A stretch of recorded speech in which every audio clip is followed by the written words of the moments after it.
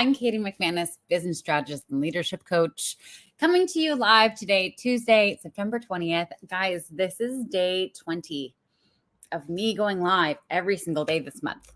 Okay, I'm amazed. I still have ideas. No, just kidding. I have a lot of ways to get ideas.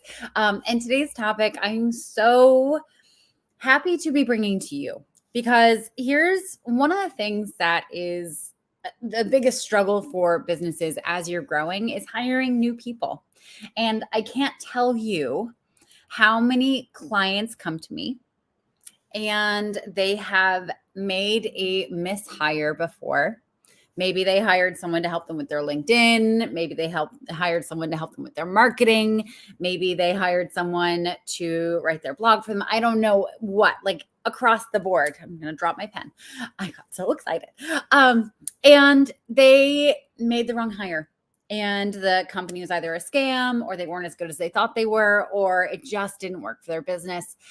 And the shitty thing about this is that it not only breaks trust with potential service providers out there because you had a bad experience once, it breaks trust with yourself because there was part of you who got taken in, or there was part of you who just made a bad choice. And so when you've made a bad hire, I just want you to remember that you are human. And how many friendships have you had in your life with people who turned out not to be great? And how many like weird situations have you ended up in your life? Like your business is not going to be any different. Okay. Your business is not going to be any different. This is part of starting and growing and learning. And we all have to go through it. And it's shitty, I know. But you're going to get through this and you're going to make better decisions going forward. To highlight this, I want to share some of the bad hires that I've made in my life. Because it happens to all of us. And I want us to start normalizing making mistakes in our business. Okay. Because we're not going to be perfect. Okay. Far from it. Like there's no such thing as perfect. And hiring is one of the hardest things, especially when you have never outsourced this portion of your business before. Okay. Hiring someone to do something that you haven't actually set up as a separate job before is really incredibly hard. So I just want you to know that you're not alone. I've done it. Pretty much everyone else has done it. In growing your business, there are two philosophies here. There's hire fast, fire fast. And then there's hire slow, fire fast. Okay. Doesn't matter which one you go with. But you have to complete things as fast as possible when things aren't working out. Okay, so I'm going to share some of my own experiences. I will be vague when speaking about an individual who couldn't help themselves, like just didn't know what they were doing. I will be very specific and name names when a company was a fraud or a scam. Okay. Because I'm not about hiding when someone else is being purposely deceitful out there in the world. Okay. So my very first hire that I regretted was my very first VA, my very first virtual assistant. This person came very highly recommended by a mutual friend who was seeing that they were struggling a lot during the pandemic. Okay, so this person was really smart, had gone to not necessarily an Ivy League school, but up there. Had their master's. Like I didn't even graduate college. And here is this person who was struggling and I was able to give them some work. And I talk about can-do-itis a lot. And can-do-itis is that sensation that happens in your business where you see all the problems that you could potentially solve. And you're like, I can do that. And I can do that. And I can do that. And I can do that. And what it does in your business is it actually kills it because you're doing too much when people don't understand how you're useful to them. Now, we can have can-do-itis for other people, right? So in this case, let me just make up a name for her, Lisa. Lisa started working with me as my VA. We kind of did a little assessment as to what her trainings and qualifications were, and we decided that she could write blog posts for me and help me with some back-end stuff in my business. Now, This person had no training as a virtual assistant. This person was trained as a classical copywriter. And honestly, personality wise, like our styles were very different. So when she was writing blog posts for me, she would come to me with ideas like, when, like, what's it like being a female in LinkedIn, wanting me to take the victim angle? And that's just not my style. That's just not my style. And so a lot of the writing that she did for me, I never actually used because it was really taken from that victim mentality. And I just didn't find it resonant with my business at all. Now, really smart person, but here's the thing. We can hire all the smart people we want. If they don't have training in what we're doing, it's just creating that much more work for ourselves. Right. So Lisa, my made up name for this person, had no experience running a business, didn't know what a webinar was, had a really hard time supporting me. And really, ultimately, I couldn't utilize her for much. And there was a lot of insecurity on her end because she knew that she didn't really know what she was doing. And it ended up just being too much emotional work. And so we had to complete work with each other because I couldn't spend all of my time reassuring her that she wasn't going to get fired every single call we were having. This situation was awkward for many reasons. Here's someone who I genuinely wanted to help through a hard time, and it just didn't work out. We also had that friend in common, so there was navigating that relationship after the fact. And it was hard as a coach who encourages other people because I saw how she could start, multiple businesses and be super successful. And it just wasn't what she was interested in. And she was just hoping for a paycheck. She was hoping for a paycheck to help her through this time. So the lessons that I learned here, you have to not give jobs as favors. Okay. And I know, like you start a business and you're like, I could help so many people by employing them, people I care about, people who really need it. And we just can't give jobs as favors, especially when you're first scaling. Okay. Because you just don't have the cash flow for it. Okay. Maybe when you're a multi-billionaire and you have all the money in the world and you won't notice if you pay someone and they don't do much for you. But in the meantime, no, you cannot give jobs as favors. You also have to hire people who have a specialty in what you need help with. Okay. We are not going and finding someone who has like some qualifications and saying, oh, cool, how can I utilize that in my business? No, we have to start with, what in my business do I need help with? Where am I struggling? What will make my life easier? And then we have to go and look for that. Okay. So it can feel like you're being mean when you're coming across people who want to work for you and they're saying, hey, listen, I could do this, this, and this, especially when you like them. But you cannot hire them. You cannot hire them. You have to hire for the expertise that fits your business need. And that is it. Okay. So that is number one.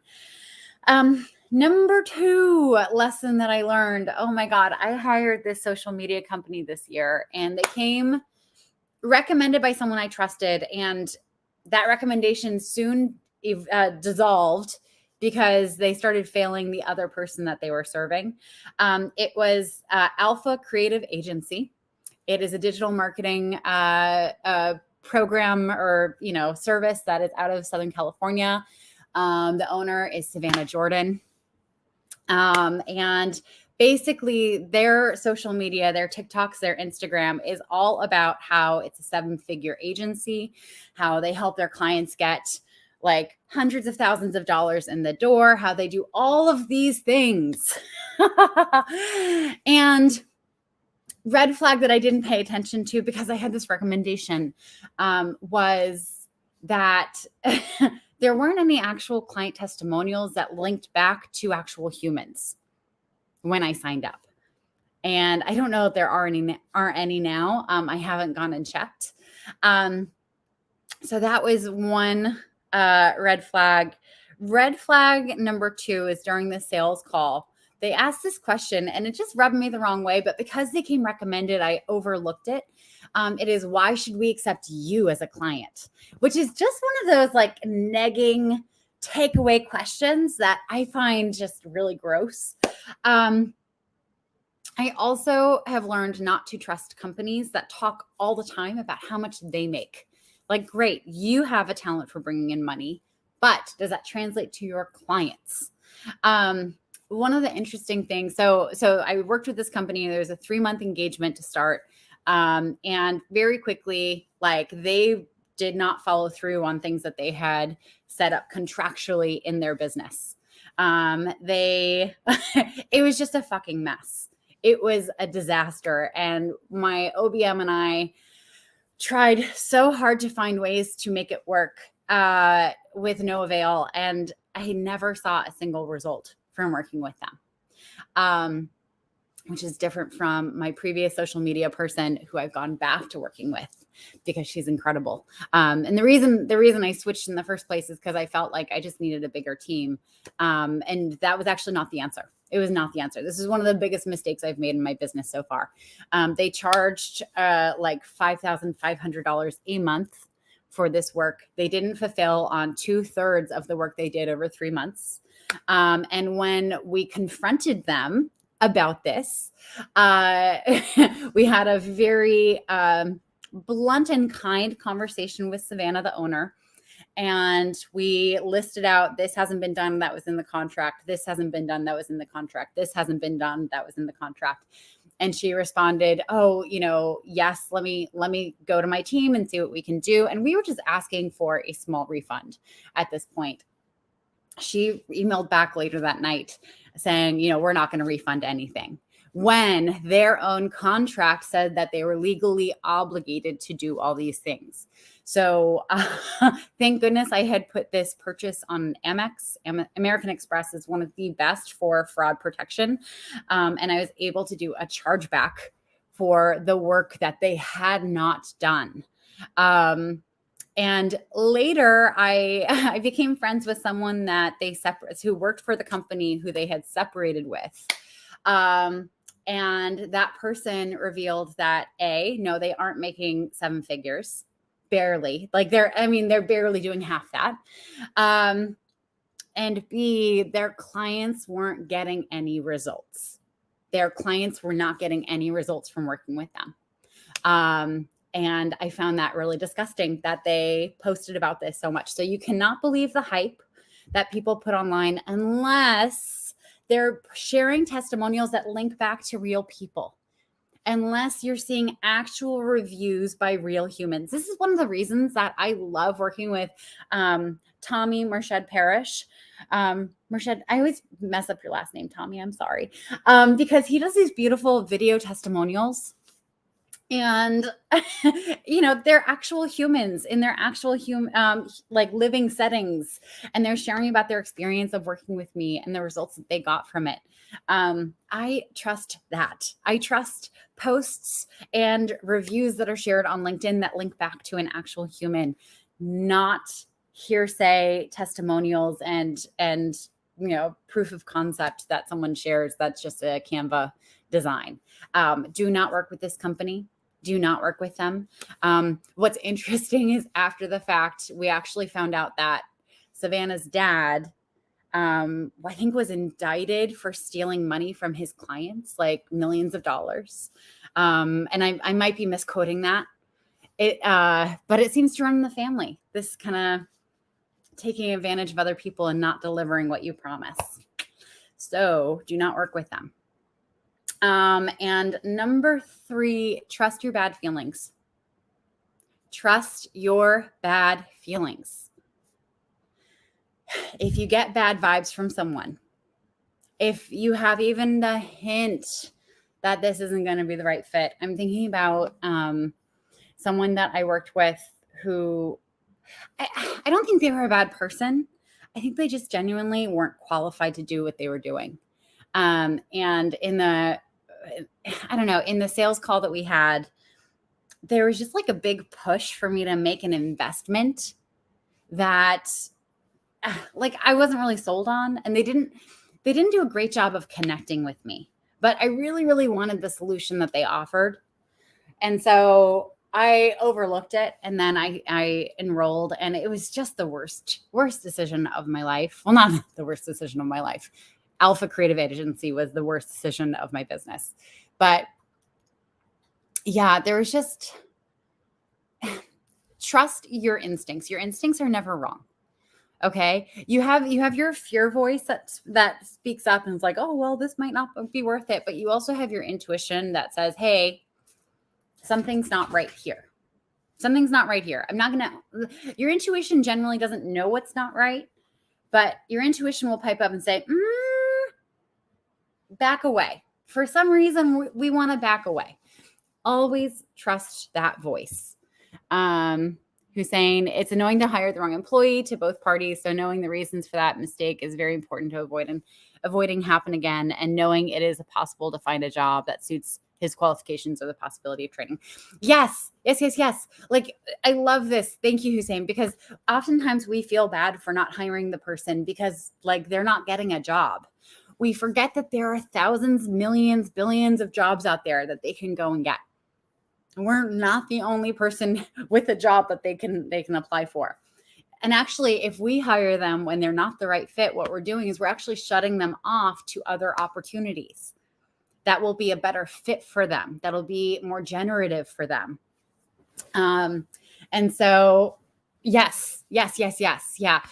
Not hiring someone can sometimes be the kindest thing that you can do for them, especially if it's not the right fit.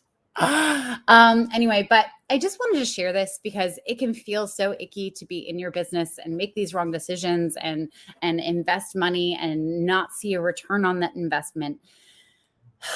And it's normal. It happens to the best of us. Even people who train on this shit sometimes hire the wrong people. Thankfully, I have also hired some other really incredible people who know their stuff and who are incredible supports to me. So Ree Pierce, she's my OBM. She's absolutely amazing. Jess Bruno, who does my social media, Instagram, TikTok, that kind of stuff.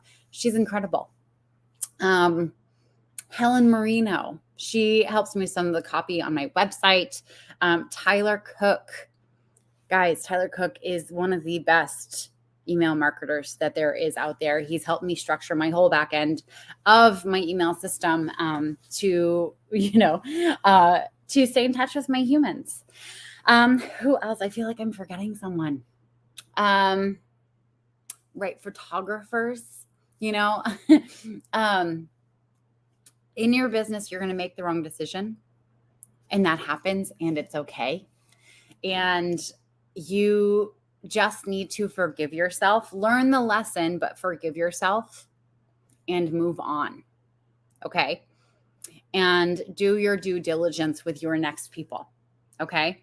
Often the mistakes I've made in my business have all been for lack of doing due diligence, because I'm a trusting person. I know I would never submit myself for a job unless I knew I 100% could do it. I would never submit myself for a job if I were lying about what I have accomplished with other people. I would never do that. And I assumed that everyone out there would operate the same way. And I mean, this is the fundamental human position, is that we project how we would act onto other people. And that's where we get in trouble, because not everyone's going to act like us. Anyway, with that, Sean, let me see this is a long one. You make some very good points here. We just had a case of bad colleague here who is not who he said he was and actually turned out to be a rotten egg. I had a bad feeling about him, and along with other colleagues had to write those reports. He is no longer with us today. Make your background checks. Yes. I think you mean make your background checks, not mail background checks. Yeah, unfortunately, there are some bad eggs out there. I have an ex-boyfriend who, when I started dating him, I didn't realize he was actually a con man. Here's the problem with bad eggs. They're really good at convincing people that they're good eggs, right? Otherwise, they wouldn't have gotten anywhere in their business. Like it just wouldn't have worked out. So you absolutely have to do your due diligence, even if someone seems like they're a good egg, even if they seem like they check all the boxes, even if they have you completely fooled. You have to go and get references. You have to go and dig, especially if it's your business, because it's not like you're working for a corporate overlord who has lots of money to waste. You don't. You're starting out, you're scaling, you're investing money back into your business. You have to be careful with that. So, Sean, thank you for sharing that. That's a great example. Anyway, I have to get back to writing my book, guys. This is day 3. We're not close to finished. Like this is, let's not kid ourselves here. But learning some really valuable lessons about what works and what doesn't work, which I will be sharing in a webinar either this week or next week. So stay tuned for that. Thank you so much for joining. I'm Katie McManus, business strategist and leadership coach. This is still September. We're going to be going live for the next 10 days of this month. So stay tuned. And if there are any topics you would like for me to go live on, then please DM them to me, because I would love to make sure I'm going live on stuff that's really, truly helpful to you. Anyway, I'm Katie McManus again. Thank you for joining me. Happy Tuesday. Have an amazing rest of your day and week. And yes, and make your background checks. We'll leave it on that. Thank you, Sean. All right. Bye, everyone. Talk to you soon. Mwah.